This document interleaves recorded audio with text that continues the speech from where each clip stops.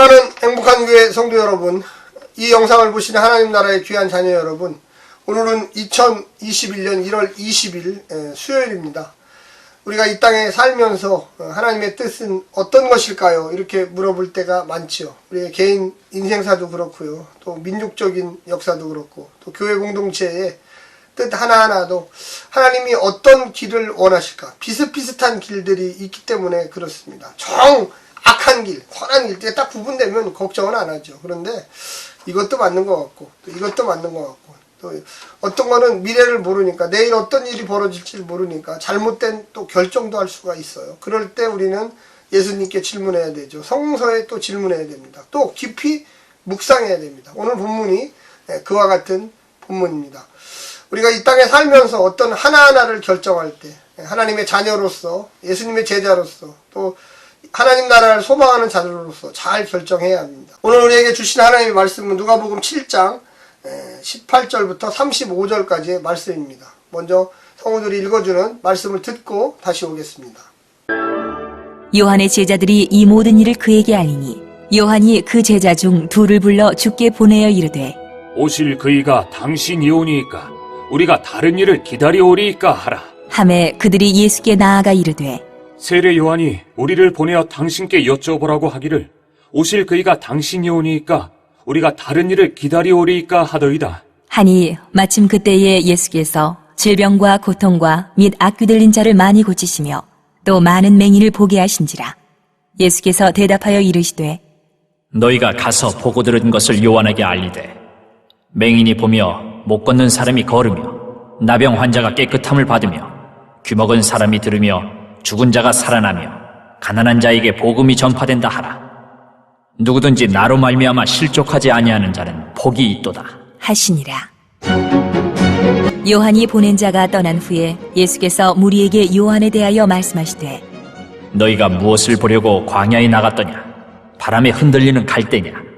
그러면 너희가 무엇을 보려고 나갔더냐? 부드러운 옷 입은 사람이냐? 보라, 화려한 옷을 입고 사치하게 지내는 자는 왕궁에 있느니라. 그러면 너희가 무엇을 보려고 나갔더냐? 선지자냐? 옳다.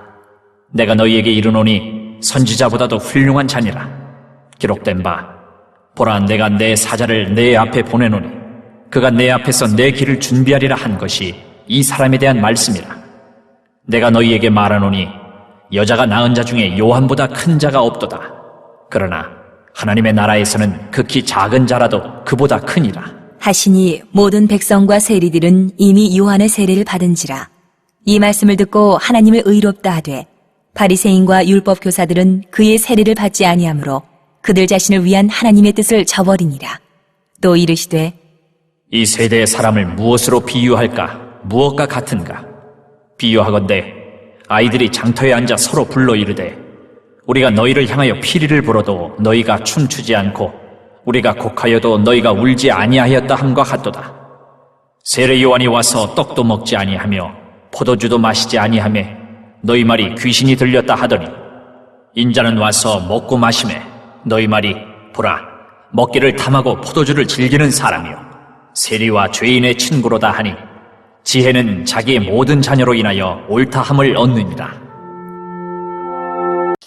오늘 본문에 보게 되면 갑자기 사라졌던 이 요한이 등장합니다. 물론 요한의 제자들이 등장을 하게 되죠. 예수님의 이 공생애가 시작되면서 갈릴리와 또 이방 지역, 또 여러 지역이 하나님 나라의 구체적인 모습들을 보여주고요. 많은 사람을 고치고 하나님 나라를 선포하고, 토론도 바리새인과 서기관들과 하면서 그들을 물리치고 또 승리합니다. 또 많은 여러 가지 비유들을 통해서 하나님 나라의 그 설명하는 과정들을 보여주고 있습니다. 그런데 이런 얘기를 이 3장에서 사라졌던 이 침례 요한의 제자들이 침례 요한으로부터 어떤 질문을 가지고 예수님께 왔습니다. 20절에 보니까 당신께 여쭈어 보라고 하기를 오실 그이가 당신 이유니까 아니면 우리가 다른 일을 기다리오리까 하더이다. 그러니까 내가 지금까지 기다렸던 메시아가 예수님 당신입니까? 아니면 당신도 나와 같은 선지자입니까? 또 다른 메시아를 기다려야 됩니까? 이런 이야기들을 오늘 보여주고 있습니다. 누가복음 1장에 보게 되면 침례 요한은 예수님의 길, 메시아의 길을 예비할 사람으로 벌써 천사들이 나타나서 아버지 사가랴에게 이야기를 해줍니다. 또 누가복음 3장에 보면 자기가 예수님에게 침례를 주는데 침례를 줄 때 물과 성령으로 침례 주실 이로 예수님을 소개합니다. 그런데도 불구하고 아직도 헷갈렸어요. 좀 헷갈렸어요. 왜 이 침례 요한이 예수님을 메시아로 딱 이렇게 규정하지 못했을까? 그거는 3장 17절에 보면 침례 요한 이런 얘기했습니다. 그는 자기의 타작마당을 깨끗이 하려고 손에 키를 들었으니 알곡은 곳간에 모아들이고 축정이는 꺼지지 않는 불에 태우실 것이다. 이런 이야기가 나옵니다. 심판 때문에 그래요. 예수 메시아가 오면 지금 심판할 거다. 이런 얘기가 강했어요. 침례 요한이 그렇게 믿고 있었어. 근데 예수님을 고친다는 얘기는 많이 있지만 심판한다는 얘기는 없어요. 그러니까 예수님이 메시아 같은데 확신이 없는 거죠. 그래서 제자들을 보내 물어봤습니다. 예수님의 질문에 대한 그 대답은 이사야 61장 1, 2절에 나오는 거예요. 그래서 주님께서 나에게 기름을 부으시니 주 하나님의 영이 나에게 임하셨다. 주께서 나를 보내셔서 가난한 자에게 기쁜 소식을 전하고 상한 마음을 싸매어주고 포로된 자에게 자유를 선포하고 갇힌 자에게 석방을 선언하고 인용합니다. 그런데 심판은 없어요. 거기에. 누가복음 4장 18절 19절도 이 이사야 61장 1절과 2절을 인용해서 그대로 얘기한 거예요. 그 심판은 누가 하느냐? 하나님이 하신다는 거죠. 그래서 나는 여기까지 메시아로서의 역할만 감당하고 심판자의 역할은 하나님께서 하신다. 내가 하는 게 아니다. 최후의 종말의 심판은 하나님이 하시는 거죠. 그래서 예수님이 나도 잘 모른다. 물론 아시겠지만 육신을 가지고 있는 메시아는 모른다. 오로지 하나님 아버지만이 그것을 알고 있다. 이렇게 이야기합니다. 그러면서 내가 사람도 살리고 병도 고치고 고통과 질병과 많은 맹인도 보게 하고 이런 것들을 가서 전해라. 그러면서 예수님이 다시 이제 침례 요한에 대해서 얘기합니다. 침례 요한은 진짜로 훌륭한 사람이다. 진짜로 대단한 사람이다. 그런데 하나님 나라에서는 모든 사람이 침례 요한보다 크다. 왜 그러냐면 침례 요한은 하나님 나라를 못 받잖아요.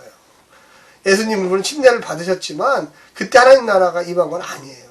하나님의 음성이 임해서 이가 내 아들이고 사랑하는 자다. 이거 얘기한 거지. 하나님 나라의 구체적인 건 한 번도 보지를 못했어요. 그래서 작다고. 그래서 너희들은 하나님 나라를 다 받지 않으니 하나님 나라 예수님의 사역, 예수님의 치유, 예수님의 말씀 선포, 하나님의 능력 선포 이게 하나님 나라거든요. 그래서 30절에 보니까 예수님하고 침례 요한을 비교하면서 침례 요한은 왜 기뻐하지 않느냐. 여기 보면 이렇게 나와 있어요. 침례 요한이 와서 떡도 먹지 아니하며 포도주도 마시지 아니하고 너희 말에 귀신이 들렸다 한다. 그러니까 왜 기뻐하지 않느냐는 건 뭐냐면 네가 하나님의 사람이면 왜 그렇게 금식하고 왜 그렇게 그렇게 사람들을 피하고 이러느냐 이렇게 얘기한 거예요. 그런데 예수님한테는 와서 죄인들과 술도 마시고 파티도 하고 막 이러니까 이제는 세리와 죄인의 친구다. 그러면서 먹고 마시매 먹기를 탐하고 술주정꾼이다 막 이렇게 예수님을 또 비난하는 거게 되는 것입니다. 예수님이 누구 요구를 들어주는 겁니까? 하나님의 요구를 들어주는 거지 우리 인간의 요구를 들어주는 게 아니에요. 병을 고쳐주는 것도 하나님이 하라고 하니까 하신 거고 귀신을 내쫓는 것도 하나님이 하라고 하자는 거지 귀신 내쫓아 주세요 이런다고 쫓아주는 그런 게 아니죠. 선지자는 하나님의 말씀을 듣는 사람들이에요. 우리가 목사들도 마찬가지예요. 물론 목사가 당연히 성도를 사랑하고 성도를 목양을 해야 되고 말씀을 잘 선포해야 되는 거예요. 그러나 우선순위는 하나님이 하라고 해야 돼요. 하나님이 너희 교회에 이것이 필요하다. 그래도 이걸 열심히 해라. 네 아멘. 성도들이 필요하다고 하는 것이 아니에요. 착각이죠.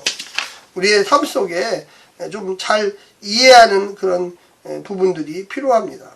그래서 오늘 본문에서도 그와 같은 이야기들을 지금 계속 하고 있는 것입니다. 침례 요한이 오해했다. 심판 때문에 오해한 거죠. 왜 심판이 없습니까? 근데 심판은 하나님이 하시는 거죠. 그리고 하나님 나라를 오해했습니다. 왜 예수님이 병을 고치고 귀신이 내쫓기고 이런 얘기들을 가서 전하라고 그랬을까요? 그거는 이사야 61장 1, 2절, 누가복음 4장 18절, 19절 그것을 위해서 내가 이 땅에 온 거다. 그 나라가 앞으로 이곳에서도 이루어지고 하나님 나라에서도 이루어지고 영원히 이루어진다는 것을 너희에게 알려주겠다. 이게 얘기죠.